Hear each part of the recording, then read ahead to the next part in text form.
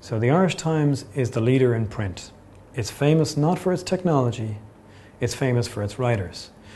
Well, now we're being covered in Fortune, GigaOM, places like that, and we're seeing that the BBC's own incubator has taken some of our lessons and launched after us and doing essentially the same thing we're doing. This is great. It's the highest form of flattery.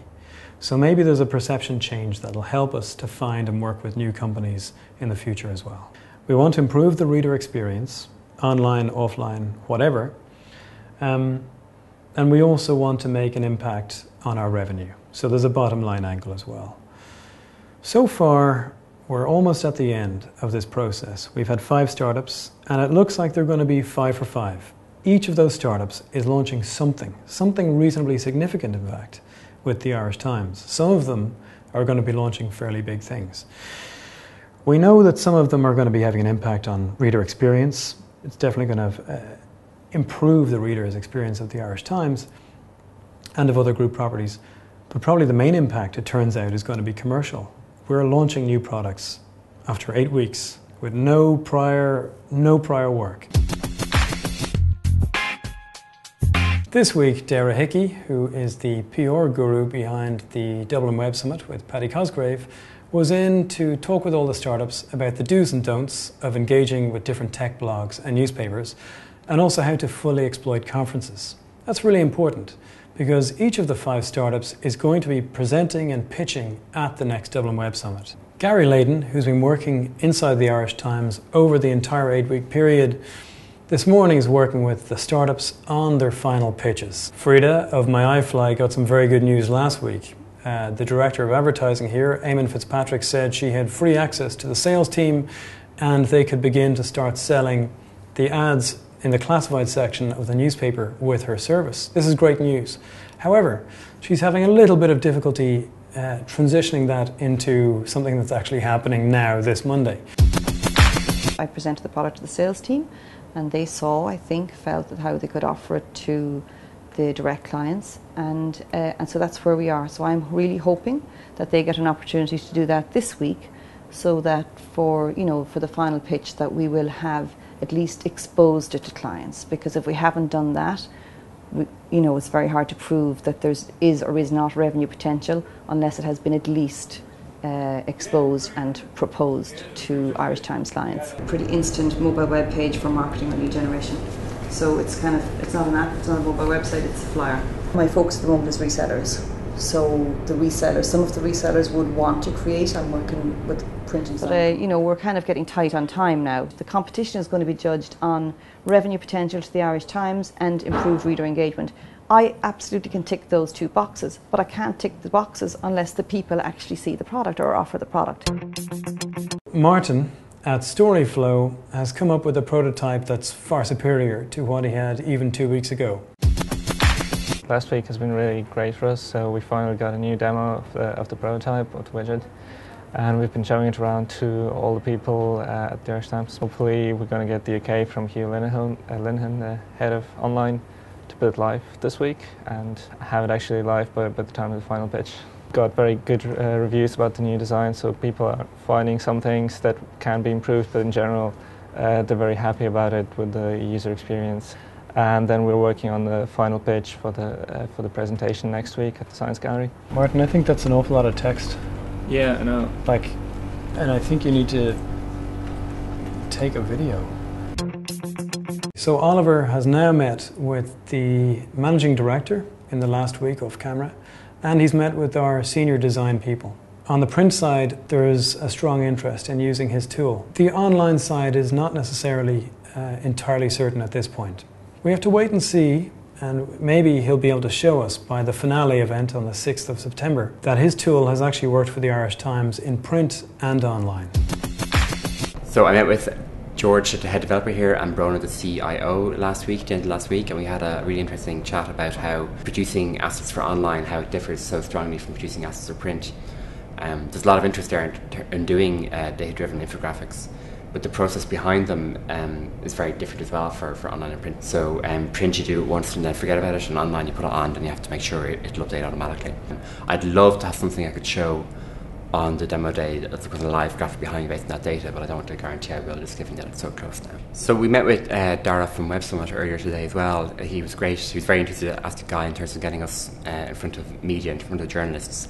You can also look at some of the other sites that don't have the resources or don't deploy infographics as much, but everybody loves a good infographic, and those things go viral as well. So people know that, and I think editors know that as well. So they're happy to kind of push an infographic forward as long as you don't have absolutely obnoxious branding on the infographic. So Rob's in a pretty strong position. He's met an agency that works with a major client who shall remain nameless. Today, so this is Monday, today at 3 o'clock, he's meeting with that brand. What I do know is that on the Irish Times commercial side and for the agency, this third party, Rob has absolutely convinced them that he is something they need to support. All that's left now is the end client. We had a meeting with one of the companies we're targeting for a big brand partner. A company that we think would be a perfect fit because they're very much focused on community and building an awareness within communities. They love grassroots sport. The agency we were chatting to reacted very well, and we're having a meeting with them direct now today, so it's certainly really good progress. I met Daire Hickey today, head of PR with the Dublin Web Summit, and it was really interesting. Straight away, actually, when he saw the site, he mentioned the fact that he used to play for Ballincollig Rugby Club, which is prime target of what we'd be involved in. If I could just click online and, you know, follow my local team, would I be more involved and more interested, you know? And that has all sorts of ramifications. I mean, you know, just everything from, you know, say continuing to be a member of a club even though you're kind of out of town or whatever it is. What we've realised is there's a massive market out there and a massive group of people who really want to see their sports covered with a bit of a seriousness. They realise what we realise, which is the amount of effort and work you would have put in your days in Ballincollig in sense of three days a week in the club. You can't tell me that these guys are happy or these guys are happier than these guys because they're professionals. But the other thing we say to people is there's a big difference between these two group of guys. These 15 lads have the same job. These 15 lads have 15 different jobs, 15 different lives behind the scene. I'm going to talk to Gary today and Johnny about the pitch, and they'll give me a nice little guideline. They'll give the outline, but I'd say coming even 24 hours before the pitch, I'll only be kind of changing a few things. They're looking at you as a strategic partner themselves. Yeah, so community building is really important to them. A big question mark over your original pitch was, this is brilliant, the guy's obviously very passionate about sports journalism, but how the hell do we make this into a business? So it was around revenue streams, and advertising was too simplistic, so we really need to demonstrate the new revenue streams that you've come up with and how far you've progressed them. Paul and Christian, the team from PicTurk, it looks like they're all set to go on their ebook.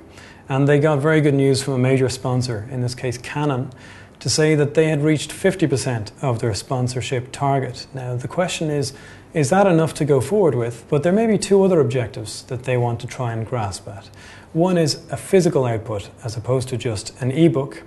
And the second is the idea of a photo community with the Irish Times.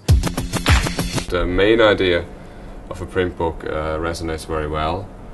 But once you see how much it actually costs to fulfill such a book, it just doesn't stack up right now. And very few people know anything about ebooks. Yeah, we think it's a great idea because it is actually novel. You can see how it would work for photography. The Irish Times Camera Club, we're very excited about that as a possibility, and it would be certainly something that would be great to be built upon after the success of the competition. They kind of really want to do it.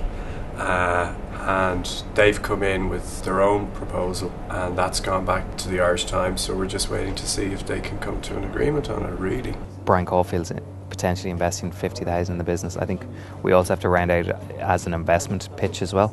So there's a few other things that you need to talk to, particularly around the scaling. So outside the Irish Times, position it so that how does this scale internationally? We're pitching next week on the 6th for 50,000 by DFJ Esprit. It'll come down to, on the day, who makes the most resonant business, presents the most resonant business proposition, and they'll take the money.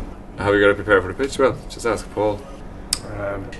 Full body waxing and a voice coach. We know in the Irish Times that there's a need for change, that the media is at a critical moment where it has to be able to try new things. And we also know that only half of that is editorial and the other half is commercial. So the Irish Times has to be in a position where it's flexible and agile.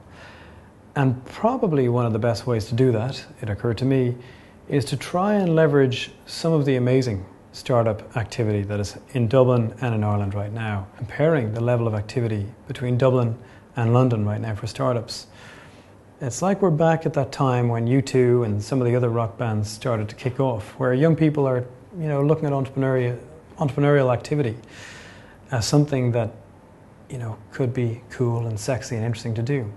So for the Irish Times, which has an established customer base and a lot of eyeballs, a lot of attention, and needs to be flexible, tapping into that energy, that grassroots entrepreneurial creativity, that's something that we decided we needed to do. The normal way that an incubator works is often you are offered space, you're offered various supports, but the incubator in return takes a percentage of your company. Now that's not always the case, but in general, yes, they do take a percent. It was important for the Irish Times not to have any suggestion that it might be exploiting a young company.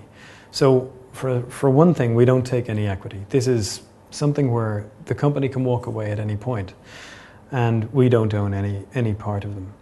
The other difference is that normally in an incubation space, you're working with other startups, and you're working in complete isolation really from the market. You have to leave that incubator, and you have to go out to the market and look for validation. You aren't really interacting with customers. Whereas here, once the startups are based inside the Irish Times building, they have to figure out how to live and work with a big, complex, occasionally frustrating partner/customer. Each of the startups is going to be pitching to the judges and a pretty big audience on the 6th of September, pitching for that 50k convertible loan note. And so we'll see in the video, which will come next, who has won that prize.